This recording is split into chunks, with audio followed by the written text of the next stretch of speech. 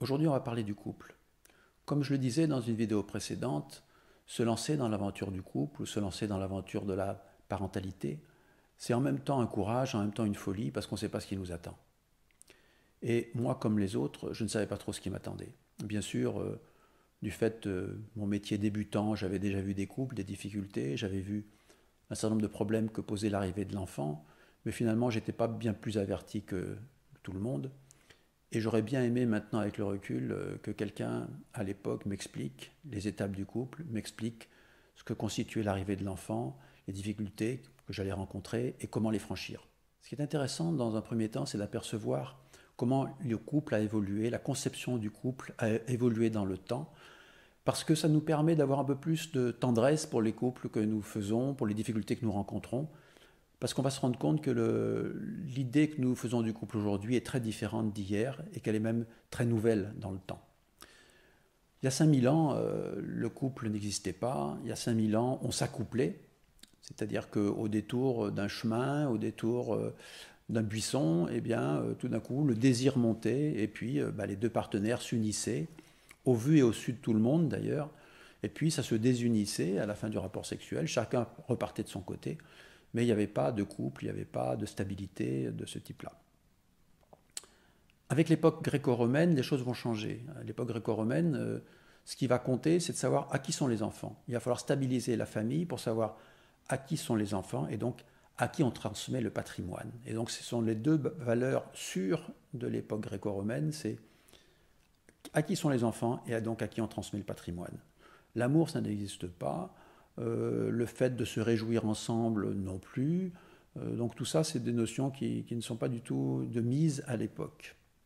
Aujourd'hui, l'enjeu, c'est la quête du bonheur. Chacun a droit au bonheur, chacun veut le bonheur et pense qu'il va l'avoir gratuitement, que ça va se faire, que c'est normal et qu'on va être heureux ensemble.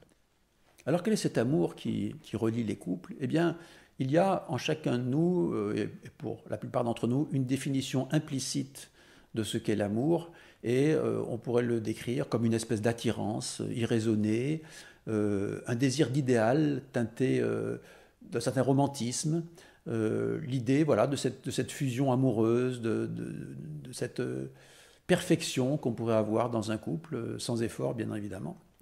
Et cette notion, elle est très rapidement mise à mal, bien évidemment, par le temps. Et c'est ce que nous allons essayer d'apercevoir. Et donc cette courte histoire sur ce passage de ces couples, ces accouplements aux couples d'aujourd'hui, c'est dans le but de comprendre que nous devons avoir beaucoup d'indulgence pour les couples d'aujourd'hui, pour nos propres difficultés, pour les difficultés que rencontre le couple, parce que c'est une conception très récente, cette quête du bonheur. Et en même temps, c'est un bel idéal, c'est une très belle chose, mais en même temps, on va se rendre compte que c'est pas si simple et qu'elle passe par des étapes, et que si on refuse de franchir chacune des étapes, eh bien, on va devant des difficultés. En même temps, je le disais, il faut de l'indulgence pour nos couples, mais en même temps, il faut non pas de complaisance non plus, parce que comme on va le voir, eh bien, les problèmes que posent les couples en difficulté ont des conséquences graves pour l'homme, pour la femme et aussi pour les enfants. Alors qu'en est-il aujourd'hui? Eh bien aujourd'hui, quand la complicité n'est plus au rendez-vous, quand l'amour n'est plus au rendez-vous, quand la sexualité n'est plus au rendez-vous, eh bien on arrête tout et on recommence. Et donc 45% des gens divorcent actuellement, c'est une des dernières statistiques. Et donc on voit bien qu'il y a une véritable difficulté, que cette difficulté, eh bien, quand elle se présente, on préfère partir et essayer de reconstruire ailleurs. Voilà, ce couple qui est resté un petit peu dans un idéal et qui essaye quand même de rester ensemble, et cet idéal est tombé parce que l'autre, il n'est pas parfait, et puis nous, on n'est pas parfait non plus. Et si rien ne se passe, eh bien, ce couple va vers des disputes, vers des tensions, vers une vie sexuelle moins épanouissante, donc quelque chose qui peut produire en effet, j'arrête tout et je recommence ailleurs. Mais quelquefois, il y a quand même la volonté de rester ensemble, et ces disputes vont quelquefois s'envenimer, produire des choses plus graves. On sait qu'il y a 200 000 femmes qui subissent des violences conjugales par an en France, donc c'est énorme. Et même au-delà de ce chiffre, il y a des choses encore plus graves, puisqu'il y a en France 250 morts suite à des problèmes conjugaux par an. En même temps, c'est gravissime ce qui se passe, et qu'il faut essayer de comprendre le couple et comprendre qu'est-ce qui se passe. Et surtout, il faut pas arrêter de penser que ça arrive à quelques-uns et que nous, on est au-delà de ça, qu'il y aurait les quelques méchants qui font des crimes horribles, et puis qu'en nous, il y aurait une certaine pureté, une certaine tranquillité, une certaine noblesse qui ferait que nous serions toujours en paix avec nos conjoints et que nous ne serions jamais à l'origine de certaines guerres. Donc voilà, le problème, il est sur une espèce d'idéal de lien entre l'homme et la femme, de bonheur gratuit, et puis quelque chose qui se rend compte au bout du temps que ce n'est pas comme ça que ça se passe, que le bonheur ne peut pas être gratuit, et qu'il y a peut-être un effort à faire, c'est ce qu'on va voir. Et que si on ne fait pas cet effort, eh bien ça se termine par des choses assez graves, avec des divorces sanglants, où on s'ingénie à faire mal à l'autre alors qu'on a dit qu'on l'aimait.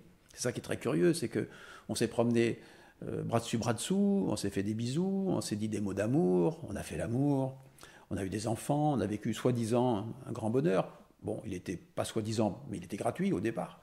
Et puis, à la fin de l'histoire, ça devient, comme je disais tout à l'heure, des violences conjugales, ça devient comment je pourrais le plus faire mal à l'autre, comment je pourrais mettre les enfants au milieu pour vraiment essayer de le plus possible peser sur cette relation en faisant le mal.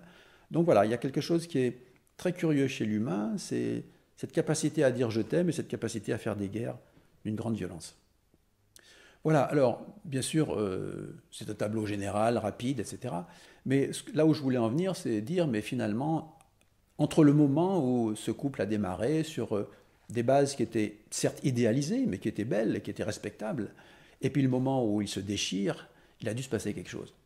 Il a dû se passer quelque chose, on a dû rater un rendez-vous, et ce rendez-vous, c'est peut-être celui-là qu'on va essayer d'identifier au fil des vidéos, ce rendez-vous qui va finalement correspondre à une étape du couple, à des étapes du couple, et à chaque étape, eh bien, qu'est-ce qui est attendu pour que cet amour grandisse, et plutôt que d'aller vers ces ruptures gravissimes, et quelquefois ces violences, et quelquefois même, comme je disais, le décès d'un certain nombre. Voilà, on ne va pas rester sur cette note triste, on va aller vers l'avenir, c'est-à-dire qu'en fait, oui, il y a des solutions pour que le couple soit durable, oui, il y a des solutions pour que le couple devienne de plus en plus tendre, de plus en plus aimant, fasse l'amour de façon de plus en plus belle. Oui, c'est possible, et c'est ce qu'on va essayer d'apercevoir ensemble au fil des vidéos. À bientôt.